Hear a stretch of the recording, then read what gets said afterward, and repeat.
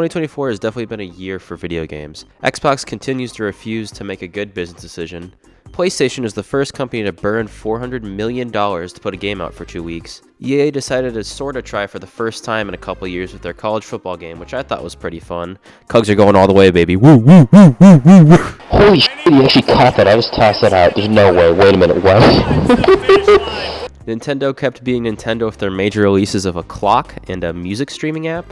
I also decided to bring the Wii out of retirement this year. Played a bunch of the Wii type games, Wii Sports Resort, stuff like that. I still can't win boxing, unfortunately, but we'll get there. I almost forgot, Fortnite decided they wanted to become Roblox this year, and unfortunately that is the easiest game to consistently hop on, so I played longer than I'd like to admit. Of course, we have to mention the 2-week Minecraft phase. I built a barn, which you can watch that video, and I built a nice little tower.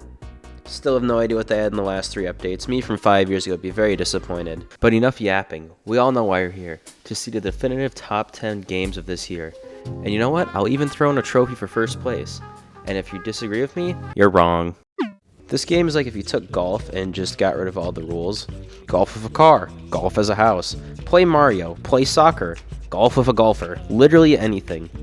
Over hundreds of levels, you'll almost forget you're playing golf at all.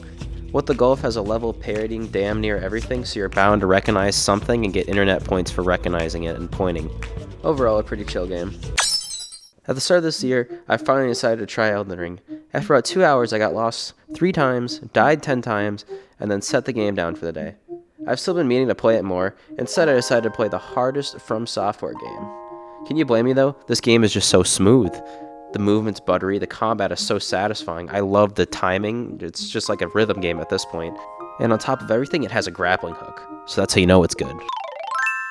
As I mentioned earlier, I played a lot of Wii this year, and the game I played the most was Mario Party 8. This game has 6 different boards, each with its own unique gimmick. Whether it's the beach map where it's just a straight shot, or the tycoon map where it's basically Nintendo teaching 10-year-olds what investing is. This game gets a lot of criticism for its motion controls, and they're definitely annoying, but it's not deal-breaking. Especially after seeing how low this series can go. Mario Party also stays being the #1 game to play with friends, so you just can't hate on that. Just like Peppa Pig made a better album than Kanye West, Daft Punk, and Taylor Swift, Peppa Pig continues to be a force of innovation in every genre of entertainment.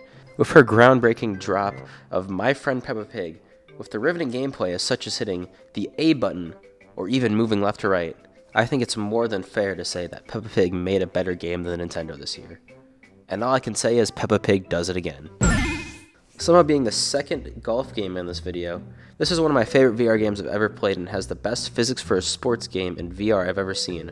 With over 32 maps to plan, a map being added almost every month, all of which are great, 4 years later, Walkabout Mini Golf is still getting regular updates and recently added 3 new game modes. This is definitely the VR game I come back to the most and would highly recommend trying it even if you don't like golf.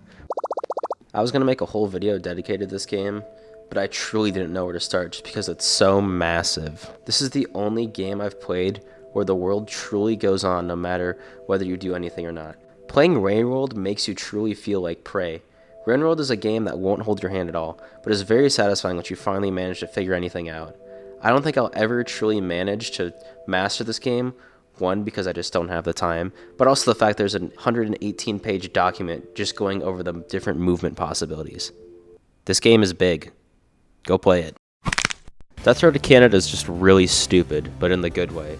Just like every sane person, zombies hate the cold, so your entire goal is to make it to Canada no matter what. Fight through massive hordes of zombies with a whole bunch of different weapons and a surprising amount of explosions, or if you really want to, just play as a dog. There's really no telling what will happen because everything is randomly generated, but I promise it's not bad. You gotta believe me, please, just play the game, play the game! Walking Dead Saints and Sinners is easily one of the most immersive VR games I've ever seen. I wouldn't say to the point where you forget you're playing a game, but it definitely slips to the back of your mind once you really get into it.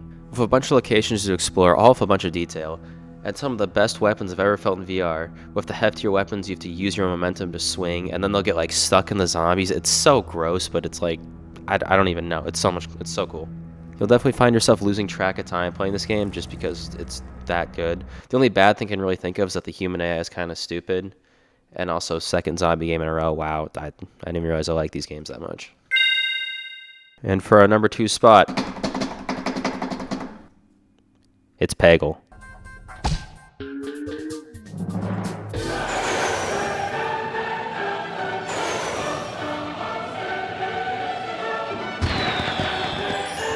That's the review. And my best game of 2024, and the only game that actually came out this year, Another Crab's Treasure. This is a really solid Souls-like game. You play as a little hermit crab that's trying to get your shell back, and I really can't think of anything to complain about. Like a couple other games on this list, I did make a dedicated video just for this game, which you should check out if you're interested. And Another Crab's Treasure, I hope you enjoy your trophy. Here you go. Hang it on your fridge. I don't really care. All right, that's all I got for you. Subscribe if you want. Okay, bye.